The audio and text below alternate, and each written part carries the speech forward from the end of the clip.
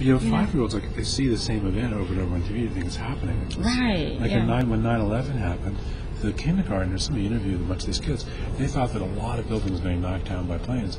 Every time you turned on TV, there was a plane knocking into a building and the building fall over. Yeah, it happened again. And so I think the kids, when they see all these murders, and they see them over and over and over again, if they're little enough, they don't realize this is one murder that happened once in some place. Yeah.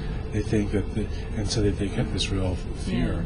And we were talking earlier about how important it is for teenagers to see a future for themselves. Mm-hmm. So if you see your future as being in a coffin with a bullet in the back of your head, you're not going to do safe sex. You don't really give a flying whatever about finishing school, because the payoff for those is like so far in advance. Yes, that is so true. The changes you said you saw in Boston, from like what year to what year? Kind of when was? It was in the mid '90s. So all this was in the mid. So what is it like now? We're way less violent in other cities our size, and I think there were 8 youth homicides last year. I can find out for you exactly if you want. Mm-hmm. So in terms of what needs to happen here in Birmingham, I know you haven't been here long enough to know kind of what I've been here for 21 hours already. Do you have any suggestions or anything that you think Birmingham probably should be implementing here? You talked about the thing in church. I thought that was fabulous. But I love it. I love that. Church, the schools, and I think it's just thinking about how to engage all the different aspects of the community to support the young people. So part of it has to be because there are kids who are really bad actors. And turns out a very small number of them, relatively speaking.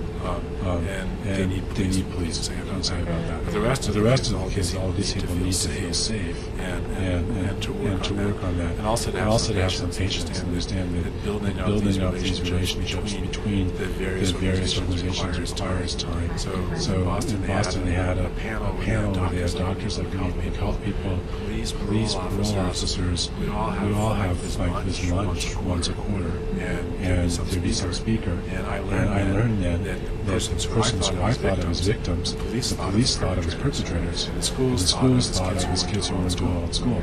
So there's a lot of community knowledge about these same kids. Everybody has different perspective on them. And hearing each other talk about them profoundly changed how I thought about law enforcement. I thought what schools were up against. So just having those things where there's a structured environment, and where they got us all there, they finished the best lunches.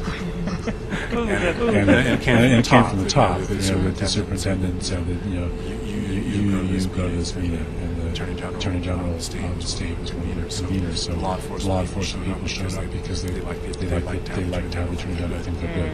But then once they were there, those big people didn't really matter. It was all being in the same environment, talking about these same kids more as a whole community. And I don't know if that was effective, but it certainly changed me. I know it changed the police I work with. In terms of how they thought about these things. My thing is, what I would like to see is some type of consistency. That's what I would like to see. Just the other night we had Michael Bays come in. I don't know if you know him, but he's a national talk show host. And there was a young man that was killed in Chicago inspired him to do a Save Our Kids tour. And it's called a Million Man Tour or something like that, mentoring tour, where he's trying to get people to sign up to be mentors. He came to Birmingham with that, and of course I think now Chattanooga somewhere they're headed to. But you have all these people that come out for the moment. Right. And when the event is over, then they're gone. And my thing is how do we keep them? How do we really get these people who say they want to get involved, they want to make a difference, they want to see change in our community? How do we get them to really just be proactive? Dedicated and do this. How do we do that? That's a question you got to ask the community leaders, the ministers. I don't know who are the key people in our is the ministers and the police. Yeah. Those are the ones that get here. They get on. Those are the ones that can get anybody out. Our ministers, if the pastor calls something, and everybody's coming. So my thing is I want to get something together with them. Because like you said, it's going to take everyone from every spectrum of the community to be involved, to make this really happen. The other thing I think is to start out with what you can succeed at. Like we were talking this morning about playgrounds. So if you find a playground in a neighborhood and not have the city build the playground, it always comes with all these things, and then you build it yourself. It's called Kaboom. Yeah. They built right over here in Fountain Heights. And they have all the neighbors get out and build it. Then they own it. You can have, depending on how it works, you can have some artists in the community paying all behind it.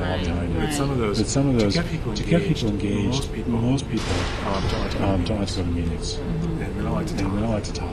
They like to listen. They don't mind doing something. Right, and that's what I like. I think it's time out for all these meetings. We already know the problem. I want to see solutions now. So think of some of the small things that you guys can work with the police officers, wherever the local people who respect in the neighborhood kind of organize around and succeed at. You're going to get the momentum. Because we could do that, and it fixes other. I mean, not that you can't start by tackling the biggest problem, because it's always deep. If you start by attacking things that just teach people to work together, and not how to, but the fact that they can believe it, and they have all these little connections. So I asked Cardin how he knew the lady who met with us this morning. Kat. And he said, well, she used to rent an apartment. So it's all those little informal contacts that really make all these things work. So the more you create, do a playground, people are going to meet each other. You never know what will happen from those things. So it's why I give advice to a city. I've been But those sort of things that really show people, allow people to succeed. Really how you got to start it. Meetings are good, but they have to. And I think we have programs already that work. The problem I see is actually getting people on board who will really do the work. Like you said, show up, but then where's the commitment? Playgrounds are beautiful. Show up on one sunny Saturday. Right.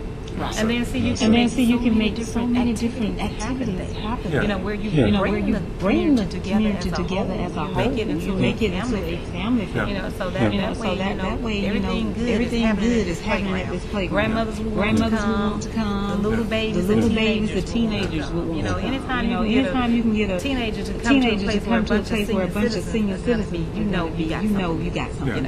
So that's what I would like to see out of this playground. Kathy and I were talking about that. Sort of a small example. It doesn't have to be that. You can actually. The other thing is you walk by every day and see what built it. Yes. You're going to take care of it. You're going to own it. Our teenagers are. Make them feel part of the community. Yeah. As long as you only think of people as a problem, you'll never. Oh no. That was the lesson. That was the lesson from the early 90s. You gotta have all people from all different factors and facets. So good people, bad people, not so good people, not so bad. You gotta have them all. So there are a few of us who all go well. Yeah. I think so.